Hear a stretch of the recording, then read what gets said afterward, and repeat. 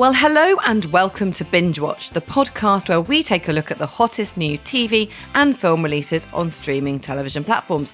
I'm Hannah Fernando, the group editor of Woman and Woman and Home magazine. And I'm Ian McEwan, writer on TV Times, TV and Satellite Week and What's on TV magazines. And today we're looking at the new releases for the week starting Friday the 9th of February 2024. Including Ambika Mod and Leo Woodall in a new adaptation of David Nicholls' best-selling romance One Day on Netflix, and a group of party animals trying to run a busy bar on a Greek island in Ryland Clark's new reality show Hot Mess Summer on Prime Video. And we'll also be bidding a fond farewell to Larry David's brilliant US comedy Curb Your Enthusiasm on Now TV, and stepping back in crime once more, get it, with Victorian sleuths Miss Scarlet and the Duke on Alibi. But first, Ian, what is in the news? Matt Damon will star in the Netflix thriller Animals, directed by his mate Ben Affleck, which is all about a mayoral candidate whose son is kidnapped. We've all been there. What else is in the news, Hannah? Well, Jack Whitehall will play a young man who tries to worm his way into the lives of a wealthy family in Prime Video's psychological thriller Malice. Nice. He looks all handsome now, doesn't he, Jack Whitehall? Well, he's got a very good-looking wife, a nice little baby. It's all going good. He's living the dream. Well, we've got a good and certainly very varied selection for you, Hannah. Now, if I said this to you, pretty good, what would you think? That you'd gone mad? Yes. Or you might think, hello, that's Larry David from Curb Your Enthusiasm. And you'd be right. And it's coming back for the very last time, I'm sorry to say, on Sky Comedy and Now TV. It returned on Monday, the 5th of February. And here is a clip. Pretty cute. I gotta be me. That's what happens when people have sex. They say, I love you. You're very special. People talk like that? Yeah. Men do that? Well, this is one of my all-time favourite comedy shows. Let's get that out there, first of all. 24 years it's been going. It's created by and stars Larry David, who, of course, is the co-creator of The Great Seinfeld, all of which is available to binge on Netflix, in case you hadn't noticed. So he plays himself, a version of himself, and it's just about his sort of daily life in LA.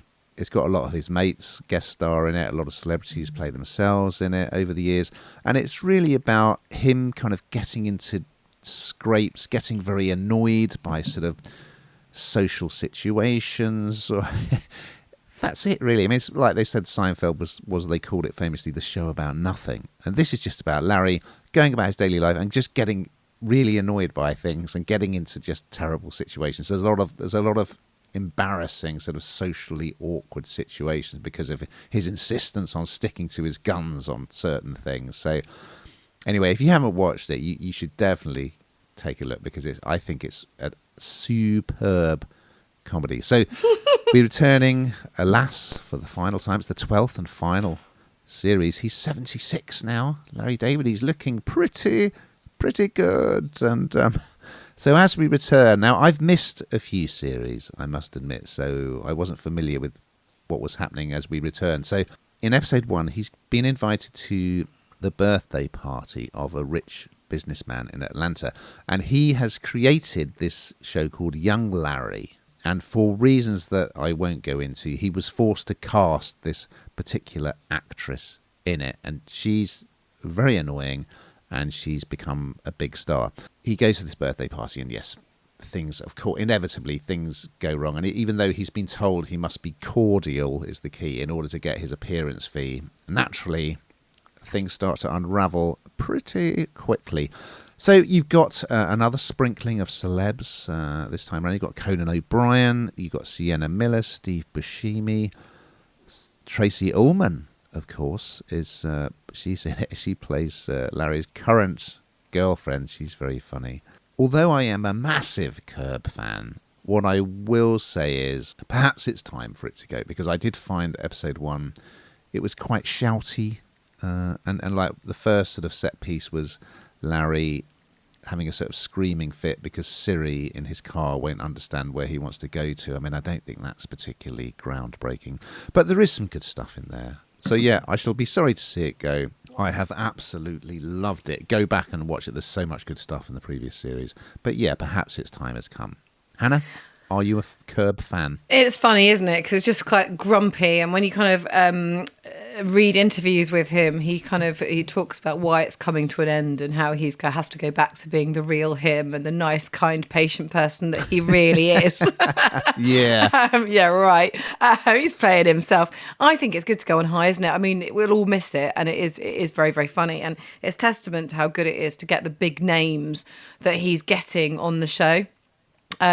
It's just very, very funny, like you say, and there's not much else on the TV like it, which is, again, I suppose why it's quite niche and it's done so well. But yeah, it's come to an end, and I think it's probably good to bow out on a high.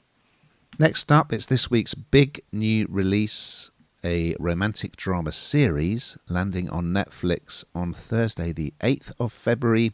It's called One Day. And here's a clip. You have all these people telling you how great you are. You know, smart, funny, talented. Oi! I've been telling you for years. So why don't you believe it? He still mates with Dexter. He's doing all right for himself. Pizza Express would have been fine. After we met, I had a bit of a crush on you. So what happened to it? Yeah, so this is based on the novel One Day, which was out in 2009 and was really, really incredibly popular at the time. And then it was made into a film in 2011, and it wasn't brilliantly well received. And now Netflix, we talk about these quite a lot, don't they? Where we sort of they do the film, and suddenly now they make a series. And so this has 14 episodes, so they've kind of taken the book and then, as I say, made episodes rather than a film. And I suppose there's a risk with that, given as I say, how it was mixed reviews for the film. And also, I think, and perhaps that was because it was so close to the actual novel and when it was out and people still reading it, because I think sometimes if you go too far away from the book and people have absolutely loved the book, it can kind of ruin it, can't it? So I think perhaps there was a multitude of issues in the film. This is quite different. So as I say, it's 14 episodes. And you've got Ambika Mod, who plays Emma, and you've got Leo Woodall, who plays Dexter. And what this does is that this shows and follows what happens to these two every year on the 15th of July, which was the anniversary of their first meeting. So it's a span of 2 decades. It's quite clever, actually. And you get to see some really, really fun, different clothes because, of course, it's spanning 2 generations. And you get to see, like, Emma go from sort of very, very... sort of, go through that difficult kind of younger age right through to really sort of being this lovely, which was always confident, sort of really more confident woman, and beautiful and well turned out, and just it's just really I love the way they've done that, actually. I really enjoyed it.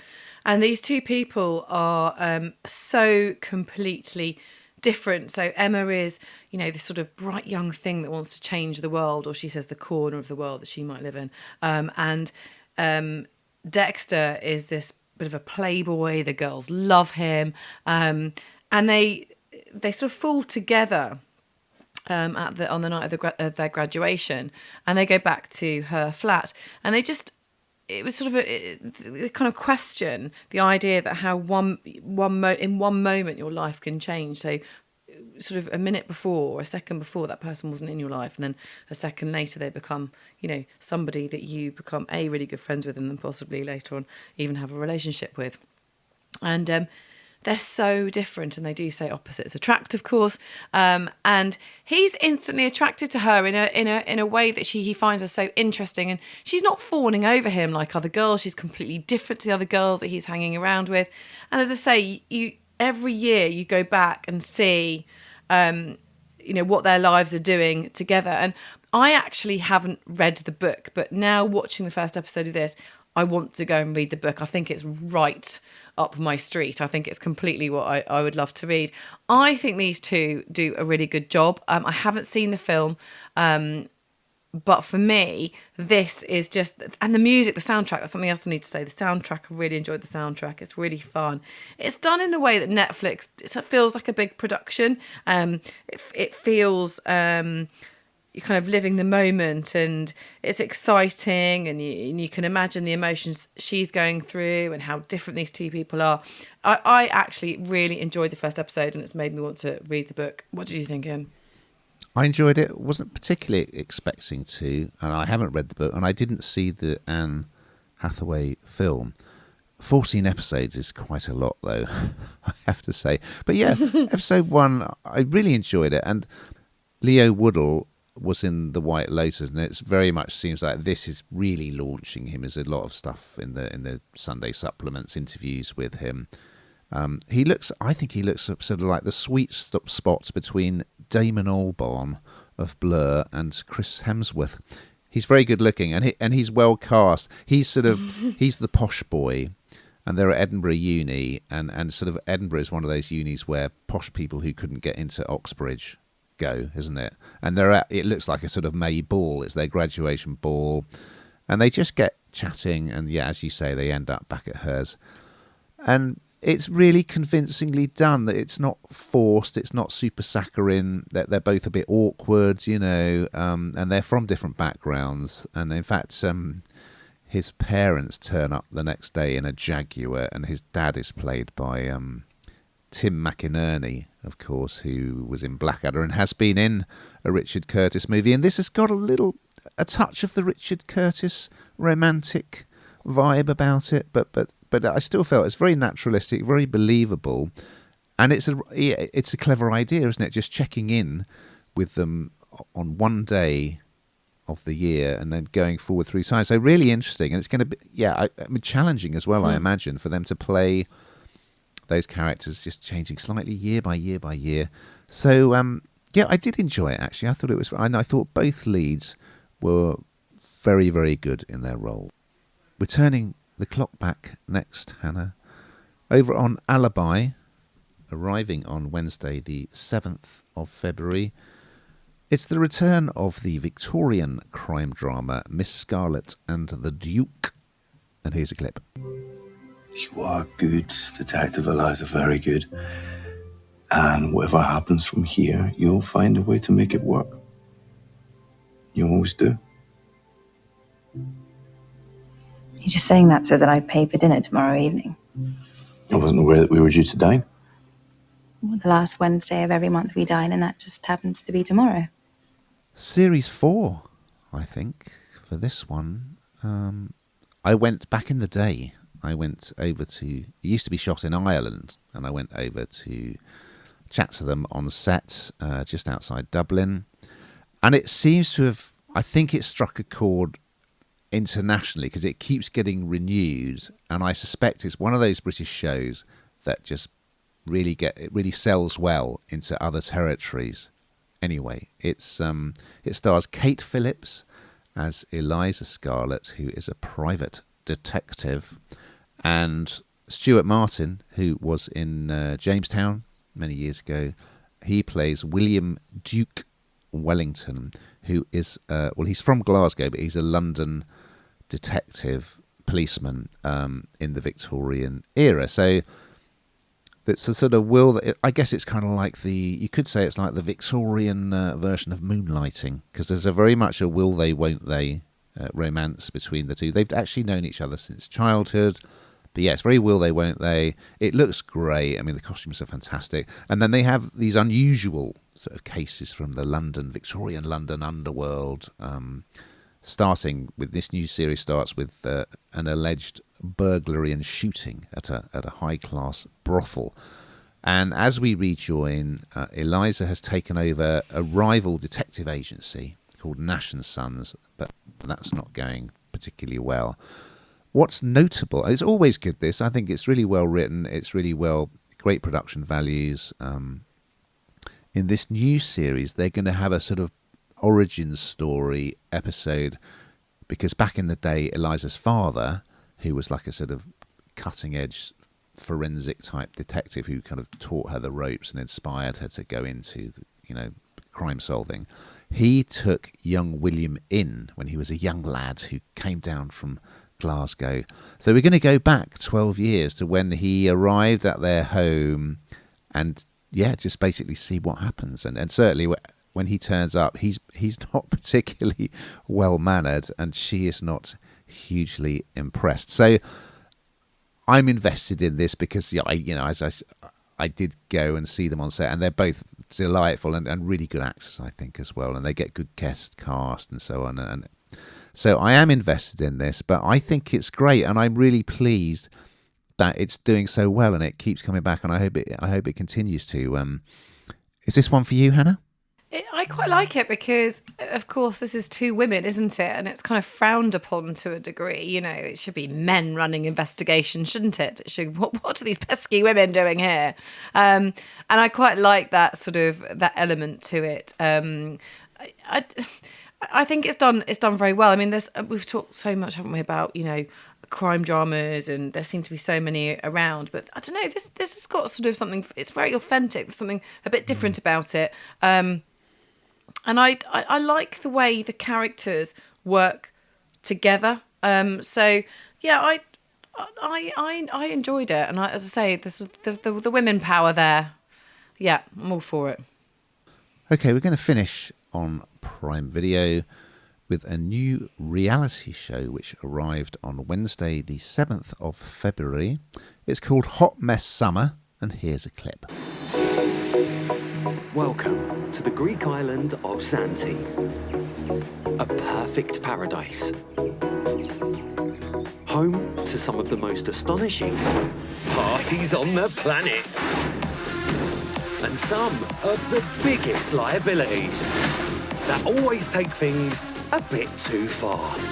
Yeah, I mean, Rylan Clark, he's just a superstar, isn't he? He's just so good, I personally think, as a presenter. If the auto cue goes down, it just doesn't matter to someone like him. And my goodness, TV execs must love knowing that, because he just takes centre stage right from when he burst onto the stage on The X Factor. And here he is now with his very own show. There's 6 episodes, and this is the first season. It's Hot Mess Summer is what it's called, and it's based on the Greek island of Zante. Now, I'm going to caveat this because I pretty much was going to love it because Rylan was presenting. Although, having said that, after watching the first episode, the people annoyed me so much that I was really struggling with it. So I'm just going to say that right away. So many reality shows, we all seem fairly addicted to them again. There are 8 members of the British public. They're party animals, and they go off to this Greek island, and they think it's just fun in the sun. They just think they're living the dream. But in fact, they're not. They've been sent out there by friends, by family, because they've had enough, and they need to mend their ways. They're behaving really badly. And you see this footage of, just general drunken behaviour and not wearing an awful lot and what have you, and I guess their friends have just had enough of them. So instead of them being guests at this very busy pool bar on the island, if not the busiest bar, they're the staff. They've got to be polite. They're not allowed to drink on the job. They can't be chaotic. They need to make cocktails for other people. They need to cater for the VIPs. They even need to clean the toilets. And that's when the wheels really do come off, because no one wants to do that, particularly this gang of people who are just so cross that anybody would send them out there to do that. They're just absolutely fuming that they turn on each other. I mean, it's classic reality TV, They turn on each other, they're nasty, and everybody watches it. But it's completely chaotic. There is a cash prize. Of course, there's a cash prize. Why else? And can they just kind of hold it together? Who's going to win? Will they be able to work together? Will they be able to run this bar? Will they be able to do it properly? And I guess that's what we're trying to find out. But I have to say, they are pretty obnoxious at times. They really, really are. But Rylan, as always, narrating it, being part of it is, the best part, I'd say. Ian, what did you think? Love Island meets The Apprentice. Possibly. Yeah, it's exactly what you would imagine from just the brief description that we gave it last week when we trailed it. There was an interview with Rylan in the papers this weekend, and he's an interesting character because, I mean, I think his outburst on X Factor when he was selected to go to the judges' house or whatever was one of the most toe-curling, embarrassing performances I have ever seen on TV. So I've never been that keen. It was interesting reading his story, that the breakup of his marriage and how he had a nervous breakdown. And he has, he's also suffered quite a lot of homophobic attacks on social media. So he's a survivor, Rylan. And I got to say, I think he has dialed down this massively over-the-top, flamboyant persona, and much the better for it, I would say. He's really dialed it down in this, and it works really well. And he is engaging, I think he's a bit Marmitey, Rylan, for sure. But, yeah, it's not a great advert for the younger generation, I would say.